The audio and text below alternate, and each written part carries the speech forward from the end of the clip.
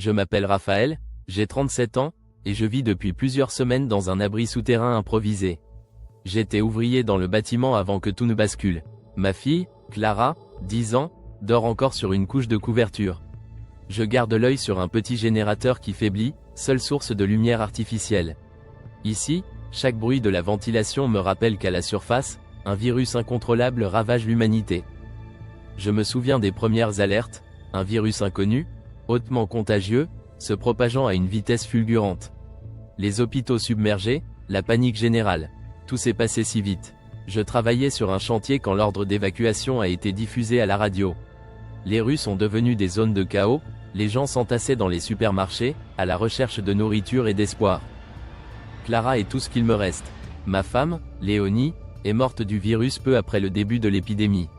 Je n'ai rien pu faire. L'oncle de Clara, mon frère Marc, est quelque part sous terre aussi, mais nous avons perdu contact.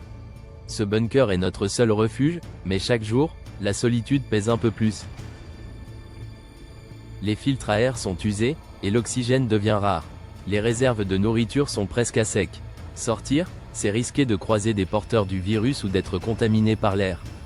Le compteur de toxicité de l'air clignote, indiquant des valeurs dangereuses à la surface. Chaque décision devient une question de vie ou de mort. Je suis terrorisé à l'idée de laisser Clara seule, mais je ne peux pas l'emmener dans un environnement incertain. Je me sens coupable et anxieux. Chaque soir, je me répète que je dois être fort, que c'est ma responsabilité de père. Mais la peur me ronge, une peur viscérale qui me rappelle sans cesse que l'erreur n'est pas permise. Clara se réveille et me voit stressé. Elle me demande si je vais repartir chercher des provisions. Je lui dis qu'il n'y a pas d'autre choix. Elle propose de m'accompagner. L'idée me glace. Je refuse, soucieux de la protéger. Elle proteste, blessée, mais finit par comprendre. Ses yeux disent tout, elle a peur, mais elle me fait confiance. Je me souviens des récits de mon grand-père pendant la guerre, qui parlait de tranchées et de survie. À l'époque, je pensais que ce genre de situation appartenait au passé. Et pourtant, aujourd'hui, je vis quelque chose de similaire. Mon passé d'ouvrier dans le bâtiment m'a été précieux. Bricoler, construire, improviser, tout cela a permis de transformer cet abri en refuge. Je dis à Clara que je sortirai à l'aube pour rejoindre un ancien dépôt qu'on m'a indiqué à la radio clandestine. Peut-être y trouverai-je des cartouches de filtre et de la nourriture.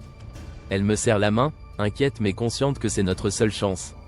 Je ne montre rien, mais au fond, je suis terrifié.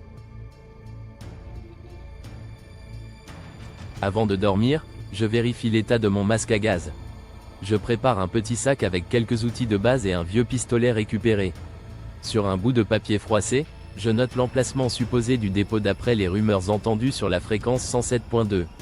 Chaque geste est calculé, méticuleux. Dans le bunker, je suis en contact par talkie-walkie avec un certain Hugo, un voisin réfugié dans un abri voisin. Il me parle de sa femme malade et me supplie de lui trouver des médicaments. J'acquiesce. Si j'en trouve, je les lui rapporterai. Cette promesse me pèse, mais je comprends son désespoir. À l'aube, je sors enfin. La première chose que je remarque, c'est la présence de rats malades, potentiel vecteur du virus. Je dois faire un détour. Mon compteur de toxicité bip doucement, indiquant un air légèrement contaminé. Mon masque tiendra-t-il assez longtemps ?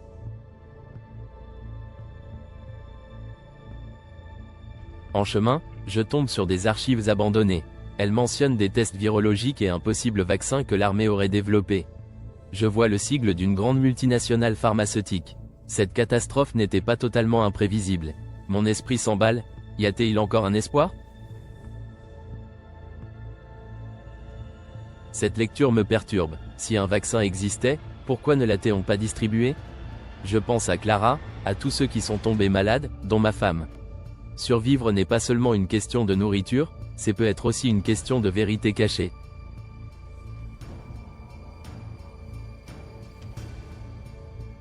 Cette découverte me pousse à réfléchir autrement. Je me dis que je dois atteindre non seulement le dépôt pour nos filtres, mais également un éventuel labo militaire où ce vaccin pourrait être stocké. Le dilemme est lourd, si je tarde trop, Clara manquera de nourriture, mais peut-être est-ce l'occasion de sauver plus de vies. La nuit tombe, je me promets de choisir judicieusement mes prochaines étapes. Avant de repartir, je reprends contact avec Hugo par le talkie-walkie. Il est paniqué, l'état de sa femme empire. Il me supplie à nouveau de faire vite. Sa détresse me touche, mais je ne peux m'empêcher de penser à Clara et à nos besoins prioritaires. Il me demande de garder espoir, et je réponds simplement que je ferai de mon mieux. En chemin vers le dépôt, je passe près de l'immeuble où ma femme a succombé. Le souvenir est brutal, comme une plaie qui se rouvre. Je revois son visage, son dernier regard. L'impuissance me submerge, mais je serre les dents. Clara a besoin de moi. Je ne peux pas me laisser submerger. Le dépôt apparaît enfin, un ancien entrepôt logistique.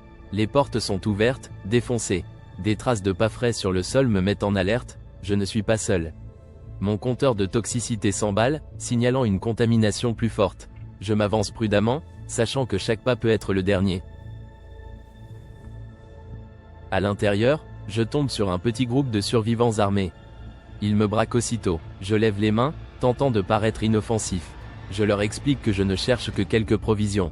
Après une longue tension, leur chef accepte de me laisser prendre un peu de nourriture et des filtres, mais il me menace de ne jamais revenir. Je repars avec un sac plus lourd, rempli de filtres et de quelques conserves. Mon esprit est en ébullition. Ces survivants sont aussi désespérés que moi, mais ils pourraient devenir des alliés, ou des ennemis.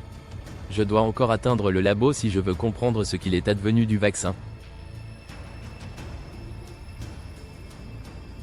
Sur le chemin du retour, je réalise que cette mission a changé quelque chose en moi. J'ai appris à négocier, à rester calme sous pression. Mais surtout, je comprends que la survie dépasse le simple fait de trouver des ressources.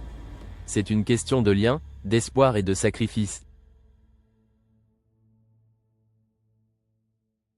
De retour au bunker, je donne à Hugo quelques comprimés antiviraux trouvés dans l'entrepôt. Il me remercie, les larmes aux yeux. Clara m'accueille avec un sourire timide. Nous installons les nouveaux filtres, et l'air devient un peu plus respirable. Une petite victoire dans ce chaos. Les jours suivants, nous nous adaptons aux nouvelles conditions. L'air est moins vicié, les provisions suffisent pour tenir un moment. Clara semble plus sereine. Pour la première fois depuis longtemps, j'ose rêver d'un avenir meilleur, même si l'ombre du virus plane toujours.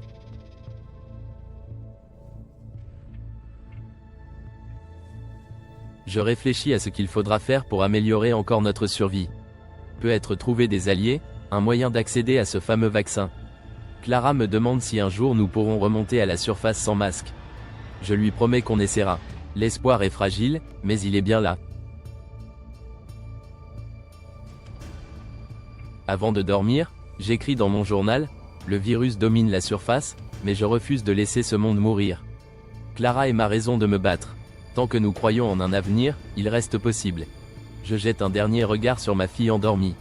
Ces traits apaisés me rappellent que, malgré tout, nous sommes encore vivants.